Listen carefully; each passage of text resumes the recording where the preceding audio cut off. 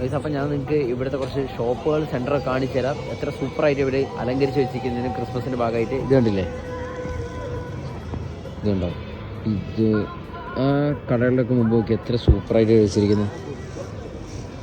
ഇത് അവിടെ ഏറ്റവും എനിക്ക് ഇഷ്ടപ്പെട്ട സാധനം ഇതാ കേട്ടോ. ഇത് കണ്ടില്ലേ,